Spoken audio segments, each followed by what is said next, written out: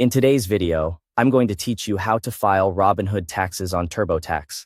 By the end, you'll know exactly where to go, what to enter, and how to double-check everything so your return is accurate and complete. First, gather your Robinhood tax documents.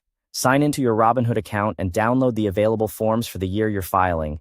These usually include Form 1099-B for stock sales, Form 1099-DVV for dividends, Form 1099-INT for interest income, and sometimes Form 1099-MISC. Many brokerages provide a consolidated 1099 that bundles these together, so look for that. Save the PDFs to a convenient folder so you can refer to them as you go. Next, open TurboTax on your computer or launch TurboTax online in your browser and sign in. From the tax home, either open your current return or start a new one for the correct tax year. Taking a moment here to confirm the year prevents headaches later. Now head to the investment income area. Go to the federal section, then wages and income. Scroll down until you see investments and savings and select stocks, cryptocurrency, mutual funds, bonds, other. This is where TurboTax collects your Robinhood activity. TurboTax will then ask how you want to add your investment information. You can import from a financial institution or enter it manually. Importing is usually faster and helps reduce typos, while manual entry gives you full control if you prefer to type directly from your forms.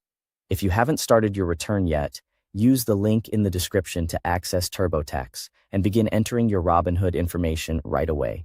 To import, search for Robinhood inside TurboTax and follow the prompts to connect and bring in your tax documents automatically if available.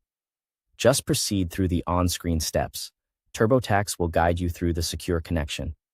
If import isn't available, you can still proceed by entering the details manually from your 1099-S. Once the data is in, review your stock sales and investment income. Check that proceeds, cost basis, dividends, and interest match your downloaded forms. Pay special attention to cost basis adjustments, such as wash sales, and edit anything that looks incomplete or incorrect so it reflects your documents exactly. TurboTax will then calculate your short-term and long-term capital gains and losses.